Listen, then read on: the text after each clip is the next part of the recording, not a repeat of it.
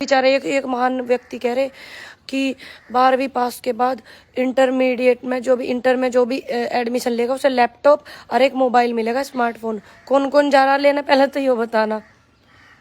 जिन्होंने बीए करी, जिन्होंने एमए करी, जिन्होंने बीएससी करी, वे भी नहीं सोच रहे होंगे बेचारे कि हमने बीए एमए क्यों करी, क्योंकि हम बेरोजगार फिर रहे। कम से कम 12वीं के बाद में इंटर में एडमिशन ले, लैपटॉप और वो तो फ्री मिलेगा ही। वे भी नमस्कार, जय जवान जय किसान। कैसे आप सभी? उम्मीद करती हूँ कि अच्छे होंगे। परिवार में सब ठीक है? वैसे तो आप अच्छे होंगे, लेकिन महंगाई की वजह से परेशान भी होंगे। बहुत ज़्यादा महंगाई हो रही। कोई बात नहीं, थोड़े से दिन की बात है, झेल लो। 24 तक की बात है। बाकी इतिहास में पहली बार ऐसा हुआ कि जो किसानों के लिए बजट पेश करा राजस्थान सरकार ने, जो वहाँ के मुख्यमंत्री अशोक गहलोत हैं, उन्होंने बजट पेश किया है। तो किसानों के लिए कोई बजट नहीं आया था, कृषि बजट नहीं आया था, पहली बार पेश करा। ये सिर्फ वहां हो सके जहां कांग्रेस हो सके, और नहीं तो एक व्यक्ति ऐसे हैं जो 700 किसानों की शहादत हो गई, लेकिन वो बोलने को तैयार नहीं, उन्हें आंकड़े ही नहीं पता, कुछ नहीं पता। तो ये हमें बदलना, हमें भी राजस्थान जैसा यूपी में चाहिए, हमें पूरे फिर देश में चाहिए। बहुत सारी चीजें हैं जो हमारे हक की है, हम बोलते हैं, लेकिन कुछ लोग उन बातों को बोल भी ना पावे, डर जावे किसी पुलिस की वजह से, मुकदमों की वजह से। तो ये ज्यादा बड़ी समस्या है। अच्छी बात है ना कि किसानों के लिए पहली बार कृषि बजट आज जो है अशोक गहलोत जी मुख्यमंत्री राजस्थान के वो पेश कर रहे हैं। कितनी खुशी की बात है किसानों के लिए। और भी हमें बहुत कुछ चाहिए, और वो हमें फिर यूपी में भी चाहिए, क्योंकि 30 साल से ही उत्तर प्रदेश में और सरकारें हमने देखी, आपने देखी, लेकिन वो वाली बात यूपी में जो है नहीं आई। यूपी में जो वो है विकास, वो रुक गया, थम गया। पहले जो स्कूल में बच्चे हुए थे, छोटे बच्चे स्कूल में पढ़े हैं, वे भी कांग्रेस की देन, अस्पताल भी कांग्रेस की देन, सारी चीज जो है कांग्रेस की देन। और इन्होंने वो धरोहर को संभाल के भी ये लोग नहीं रख पाए, तो ये बड़े दुख की बात है। कोई बात नहीं, हम सब मिलकर के, आप और हम मिलकर के सभी आवाज उठावेंगे। और एक और बात है, रैलियों में जो रैली हुए हैं, ये इनकी रैली में जावे हैं, ये मैं एक चीज देख रही थी, जो बस जावे भर के, उसमें 2 पीछे पुलिस वाले बैठावे हैं रैली में। काय को बिठावे हैं ये मैं सवाल कर रही भारतीय जनता पार्टी के लोगों से, क्यों बैठावे हैं वे 2 पुलिस वाले? मैंने खुद देखे, और वे पीछे बैठावे हैं ये बस में। कभी भी ऐसे रैली जितनी हुई है ना, कभी भी रैली में ऐसे पुलिस वालों को नहीं बैठते हुए देखा मैंने बसों में। जो रैली में कोई बस जा रही है, अपनी मर्जी से पुलिस वाले नहीं जाते कहीं भी, उनकी ड्यूटी हो गए। लेकिन अब की बार मैं देख रही, हमारे यहाँ पे पीछे से जेवर में भी हुई थी, वहां पे भी, और एक हुई थी इधर, मैं लखनऊ से आ रही थी, लखनऊ में रैली, लखनऊ के आसपास थी कोई, लेकिन मैं लखनऊ से आ रही थी, वहां भी देखा 2 पुलिस वालों को बैठा हुआ है हर बस में। अरे क्यों बैठा हुआ है? वो पुलिस का इस्तेमाल जो गलत क्यों कर रहे हैं ये हमारी समझ में भी नहीं आ रही। तो जो ये कुछ मेरी इसमें भी है लिस्ट में अंधभक्त से, वे बता दे, मैं वे समझा दे। मैं हाल तो उनके नेता भी सोच रहे होंगे।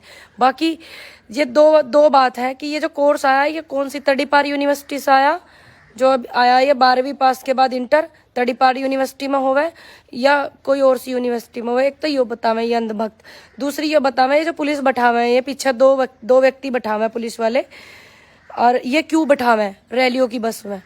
कहीं उतर के भाग जा बस में से पब्लिक जनता, नू तो नहीं बैठाते। बाकी मुझे जानकारी नहीं इस विषय में कि क्यों बैठावे, तो कृपया करके आप मुझे जरूर बतावें जो अंधभक्त है। बाकी देश की सरकार जिंदाबाद के हलवाएंगे 24 में, घबराइए मत, क्योंकि ऐसी सरकार होगी। जब बेटी का बलात्कार हो जावे था तो आरोपी को फांसी हो गई थी, ऐसी सरकार थी कांग्रेस।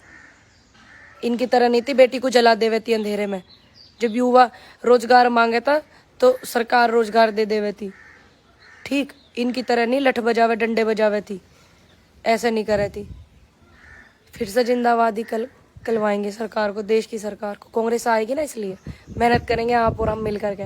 सांस होवे, अंधभक्ति की भी हद है। कैसे ताली बजा रहे लोग इस बात पे कि 12वीं के बाद इंटर करो। थोड़ा पढ़ लेते, उन्हें पढ़ा लेते तो ठीक रहते कम से कम। राजस्थान में देखो कितनी बढ़िया, पंजाब में देखो कितनी बढ़िया। 30 साल से यूपी में ना, यूपी में क्या भद पीट रखी इन्होंने मिल करके। जितने यूपी में बिजली महंगी, कहीं और है महंगी कि बिजली दे रहे 24 घंटा, बिजली फ्री में दे रहे, अपनी जेब से दे रहे बिजली, है बिल न ले रहे। कितने गुना बिल महंगा कर दिया इन्होंने, 12 का बिल महंगा कर दिया। किसानों के घर में पहले देखी कहीं किसी के वे लगते हुए, जितने बिल अब आवे ये रिकॉर्ड निकाल निकाल के दिखावे झुट्टो ही। इतना महंगा बिल कर दिया, पहले देखा इतना महंगा बिल? थारे हराम की कमाई आ रही होगी जी भी तुम्हें बढ़िया लग रही, हमारे तो नारी हराम की कमाई, तो हमें क्यों बढ़िया लगेगी? इतना महंगा बिल हो रहा।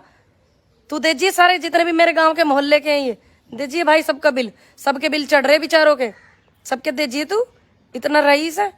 किसी नेता ने अपनी जेब से कमा करके जनता के लिए कुछ नहीं दिया, ध्यान रख लेना इस बात को, किसी ने भी।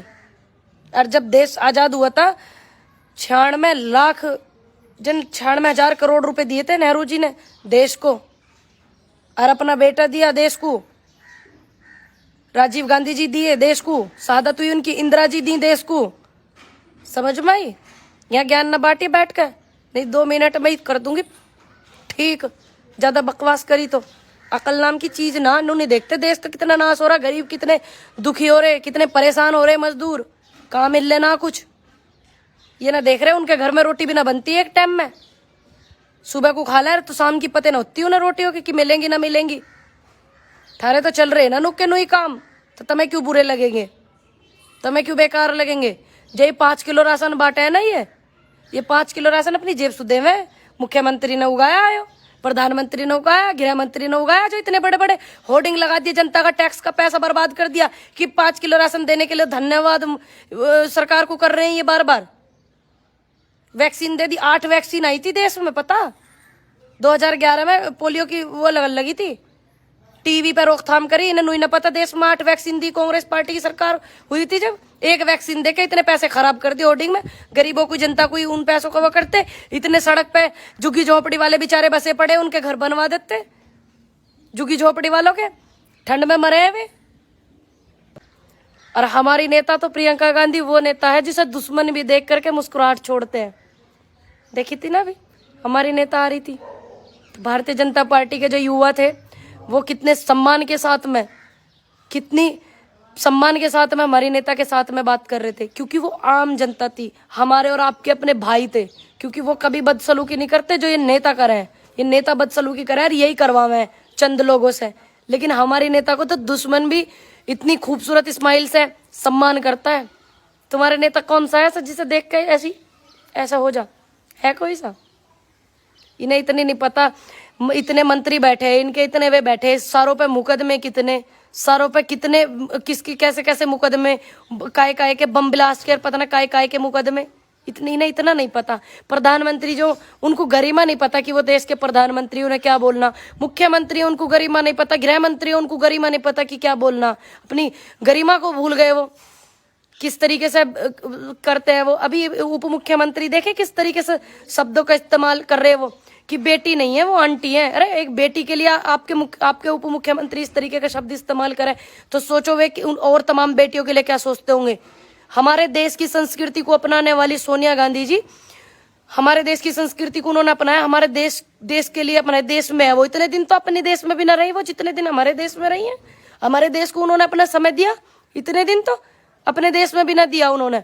और वो उन्हें इतना भी नहीं पता, नेताओं को, सरकार में भारतीय जनता पार्टी के नेताओं को ये भी नहीं पता कि वो पूर्व प्रधानमंत्री की धर्मपत्नी को क्या बोल रहे हैं। तो तुम क्या हो उनके लिए? तुम बस अंधभक्ति में रह जाओगे। समझो बात को। नेता को मुझ पर भरोसा है, मेरे नेताओं को, मेरे कांग्रेस परिवार को मुझ पर भरोसा था कि अगर हम इसको इतना समय कम पे भी वो करेंगे तो ये लड़ सकती है। मैं तो अपने पूरी मजबूती से, अपनी मेरी टीम और हमने पूरी मेहनत करी, लड़े हम, लोगों ने हमें प्यार दिया। और एक बात ध्यान रखना, मैं जीतने के बाद चुनाव लड़ी हूँ।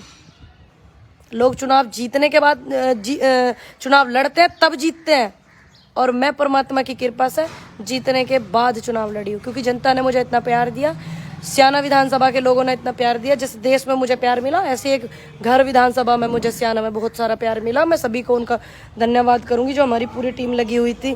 स्याना के जो लोग डेली घुमाने के लिए ले जाते गाँव में, लोगों से मिलवाने के लिए, वोट की अपील करने के लिए, मैं उनका दिल से धन्यवाद करूंगी।